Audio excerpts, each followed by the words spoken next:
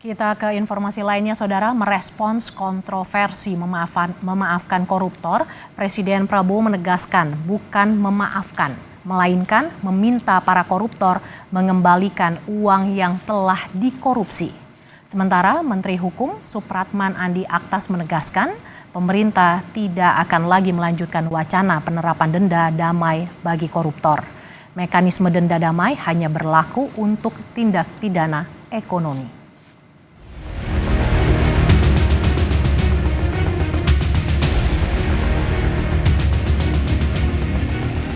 Kontroversi wacana memaafkan koruptor menjadi bola liar yang panas diperbincangkan di ruang publik. Presiden Prabowo pun menjawab kesimpang siuran ini dalam acara Natal Nasional 2024. Menurut Presiden, dirinya bukan memaafkan koruptor.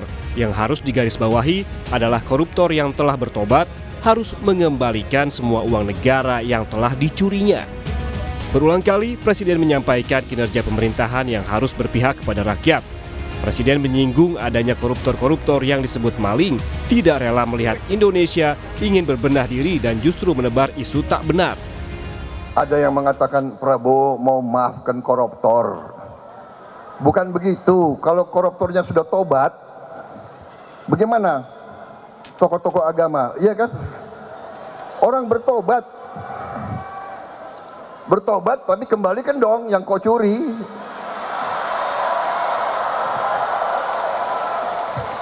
Enak aja. Udah nyolong, aku bertobat. Yang kau curi kau kembalikan.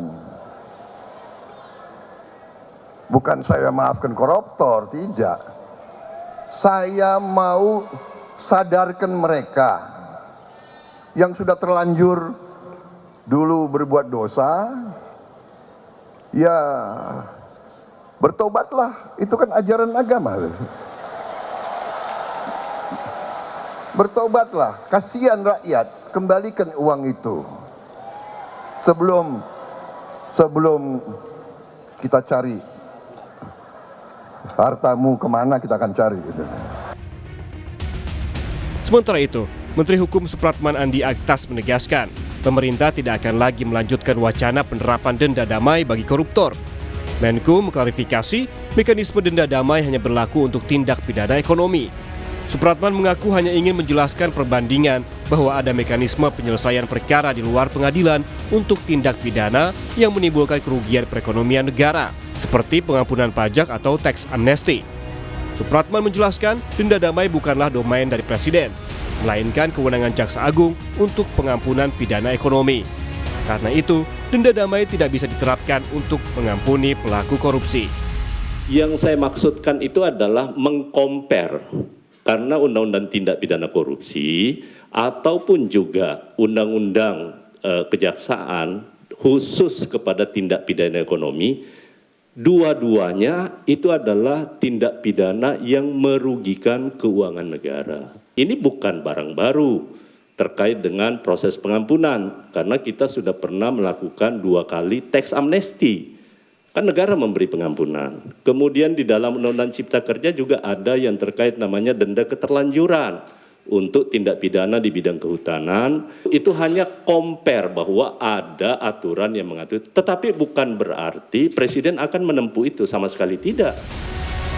Soal denda damai, sebelumnya Menko Polhukam periode 2019-2024, Mahfud MD menilai Menteri Hukum hanya mencari pembenaran dari gagasan Presiden Prabowo yang ingin mengampuni koruptor. Mahfud menegaskan denda damai hanya untuk tindak pidana ekonomi, bukan untuk tindak pidana korupsi. Gagasan Pak Prabowo untuk kemungkinan memberi maaf kepada koruptor asal mengaku secara diam-diam dan mengembalikan kepada negara secara diam-diam. Itu kan salah. Undang-undang korupsi tidak membenarkan itu, hukum pidana tidak membenarkan itu. Lalu menterinya mencari dalil pembenar, itu kan ada di Undang-Undang Kejaksaan, denda damai. Denda damai itu hanya untuk tindak pidana ekonomi, sesuai dengan Undang-Undang tentang Bea Cukai, Undang-Undang Perpajakan, dan Undang-Undang Kepabeanan. Itu hanya untuk tindak pidana ekonomi. tertentu. Korupsi tidak masuk di situ. Seperti Presiden bilang, yang perlu diperhatikan saat ini adalah fokus besar yang memperjuangkan kepentingan rakyat dan menjalankan pemerintahan yang bersih. Alih-alih terpecah dengan isu memaafkan koruptor, Presiden Prabowo ajak seluruh pihak bersatu dan bekerja bagi mereka-mereka yang ingin menegakkan hukum, membela rakyat, dan menghilangkan manipulasi korupsi. Tim Liputan, Kompas TV.